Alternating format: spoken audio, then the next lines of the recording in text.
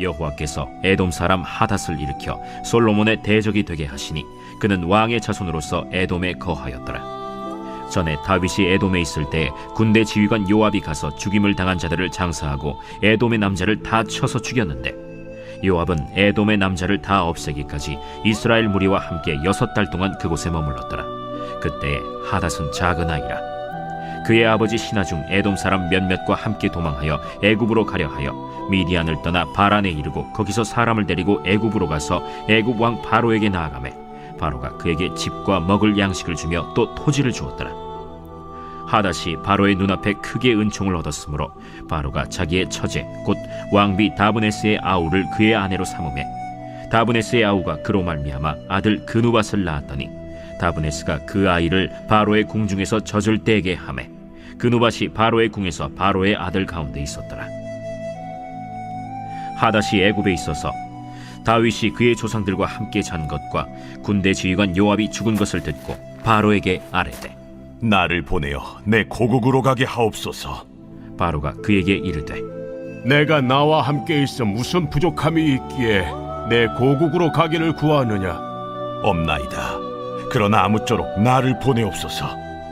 하나님이 또 엘리야다의 아들 르손을 일으켜 솔로몬의 대적자가 되게 하시니 그는 그의 주인 소바왕 하닷 에셀에게서 도망한 자라.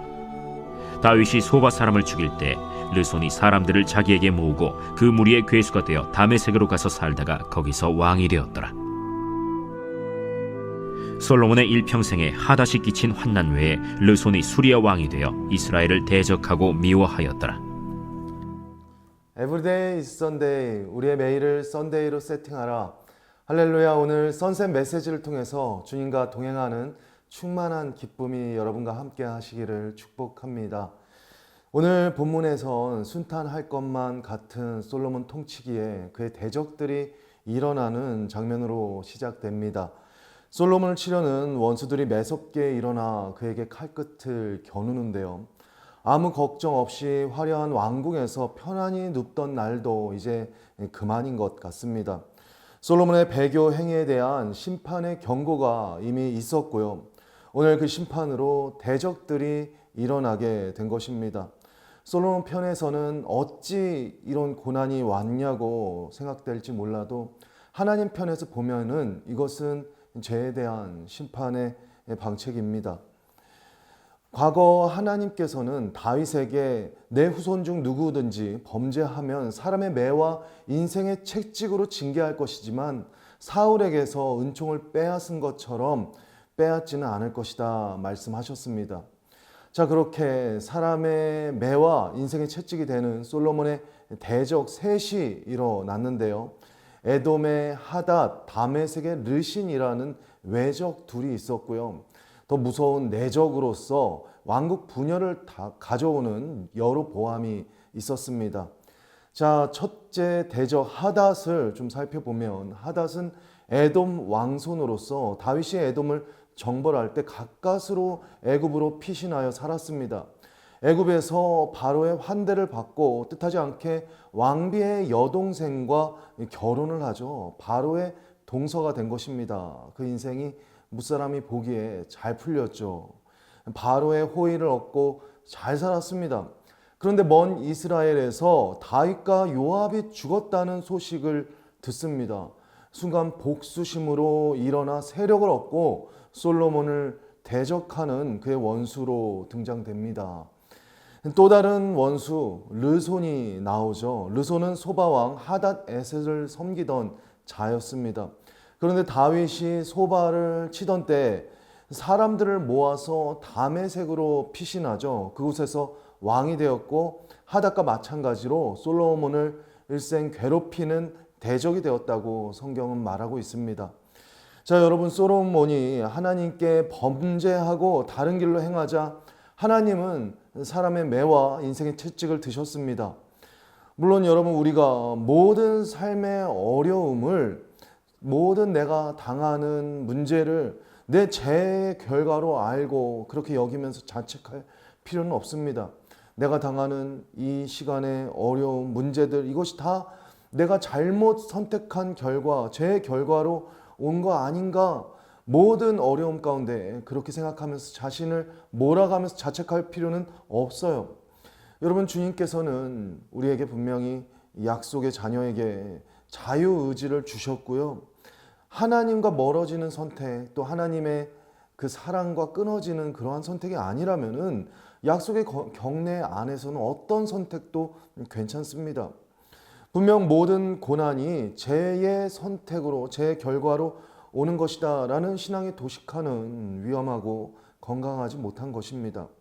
하지만 여러분, 우리가 영적인 민감성을 가지고 한번 생각해 보면요, 작은 고난과 어려움에도 돌이켜야 하는 때, 지금 내가 회개해야 한 때이다 라는 것을 알 수 있습니다. 주님을 믿고 주님을 따라야 하는 나에게, 따른다고 하는 나에게 진짜 회개가 없었구나 라는 것을 깨닫는 때가 있어요.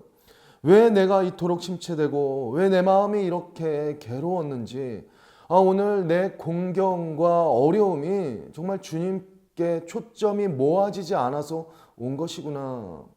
그 어려움 속에서 하나님 나를 주님께로 이끄시려는 것이군요. 깨닫고 마음을 찢고 주님께 돌이키며 나아가는 것입니다. 여러분, 주님은 한 영혼의 구원을 위해서 모든 것을 쏟아부으실 정도로 관심이 많으세요. 솔로몬의 성전을 통해서 영광 받는데 주님께서 관심이 있으신 것이 아니라 주님은 통회하는 그의 예배를 통해서 영광 받기를 원하시고 그 영혼 구원에 온 관심을 쏟으십니다. 그래서 그 오묘한 섭리로요, 하닷이라는 원수를 살려두어서 그 씨앗이 애굽에서 자라게 하고 그가 세력을 얻게 하여서 원수로 등장시켜서까지 그를, 솔로몬을 주님 앞으로 인도하시도록 그를 깨우시는 것입니다. 다 인생이 평탄할 때는 은혜를 망각하고 하나님께 돌아오지 않기 때문이죠. 그래서 깨닫고 하나님의 품으로 돌아오도록 주님은 때로는 고난을 통해 역사하시는 줄도 모릅니다. 그래서 여러분, 고난을 통과할 때 필요한 것은 통회하는 심령, 자복하는 심령입니다. 요엘서 2장 13절 말씀, 너희는 옷을 찢지 말고 마음을 찢고 너희 하나님 야훼께 돌아오라. 여러분, 회개란 마음을 찢고 하나님께 돌이키는 것입니다. 하나님과 멀어진 자신을 돌이키는 것입니다. 돌이키면 살아나니까요.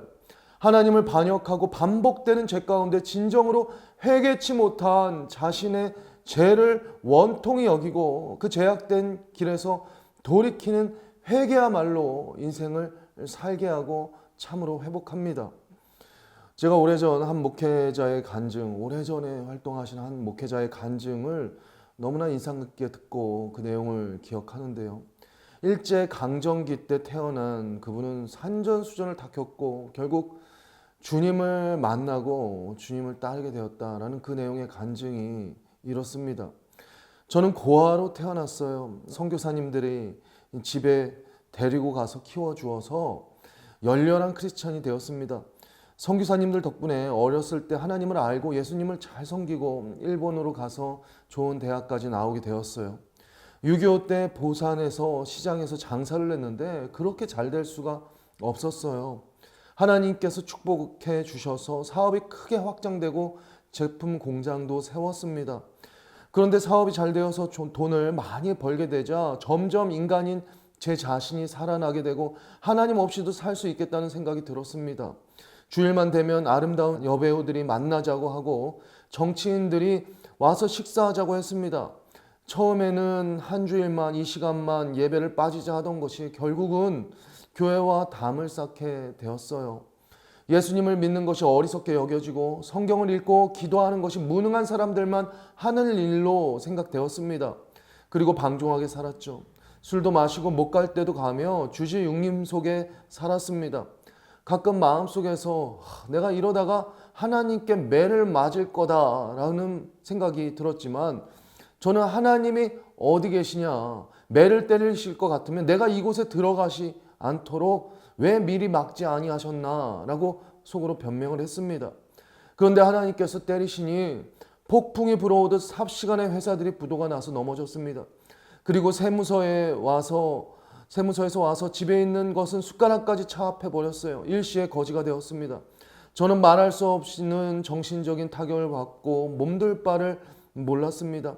하나님께 돌아가자니 염치가 없었어요. 예수님을 안 믿던 사람 같으면 회개합니다 라고 돌아갔겠지만 예수님을 잘 믿던 사람이 하나님을 배반했기 때문에 저는 돌아갈 수 없었어요. 궁리하다가 더는 견딜 수 없어서 죽기로 결정했습니다.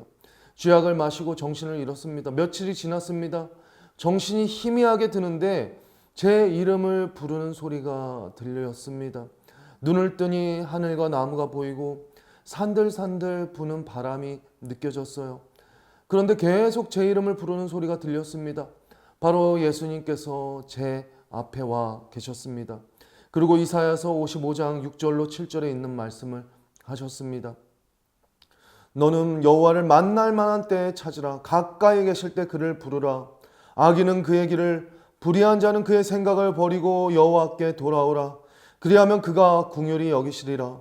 우리 하나님께로 돌아오라. 그가 너그럽게 용서하시리라. 저는 제가 지옥에 떨어진 것인지 아닌지 여쭈었어요.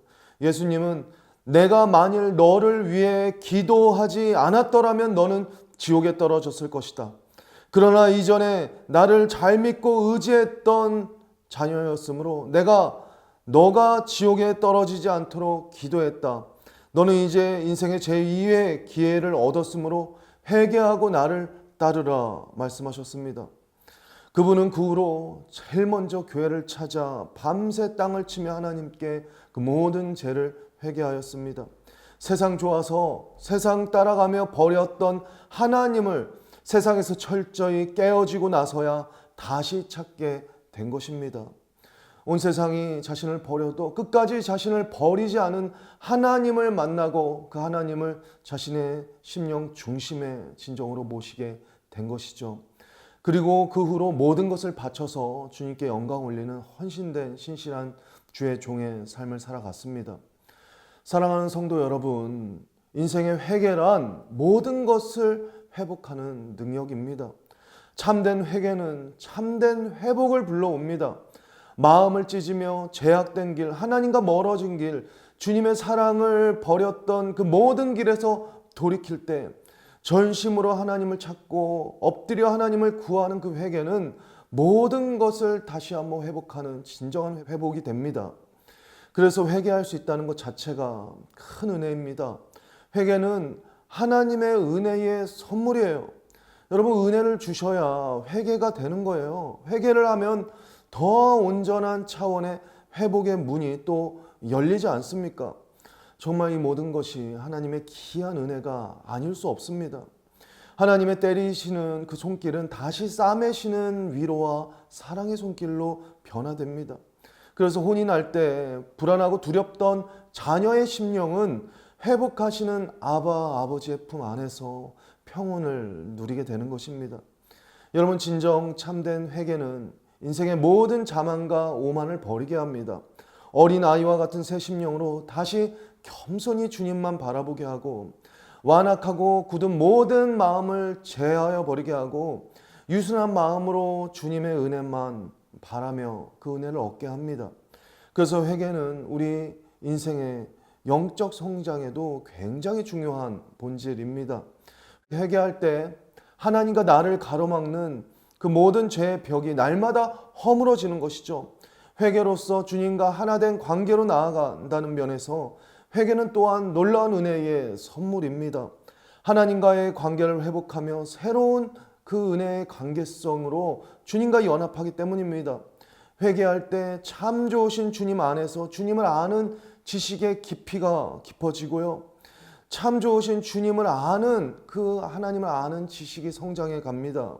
참된 회개로서 참된 회복을 주시는 이 주님을 우리가 더욱 깊이 경험하기를 원합니다.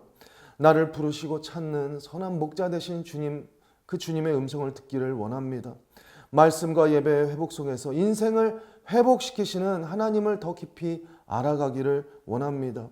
언제나 참된 회개로 열리는 참된 회복의 삶을 살아 나아가십시오. 오직 주님을 알아가고 주님을 인해서 영광 올리며 예비하신 그 은혜 안에서 참 행복을 알아가는 놀라운 성도의 삶 살아가시는 저와 여러분 우리 모든 성도님들 되시기를 주님의 이름으로 축복합니다. 함께 기도하시겠습니다. 사랑하는 주님, 고난과 시련 속에서 언제나 주님을 찾고 구하는 자를 주님은 건지시고 세우시는 줄로 믿습니다. 인생의 작은 어려움과 고난 속에서도 잃어버린 마음들을 되찾기를 원하고 참된 회개로 인생의 참된 회복을 주시는 참 좋으신 주님만 바라보며 구하며 나아가게 하여 주시옵소서. 예수님의 이름으로 기도드립니다.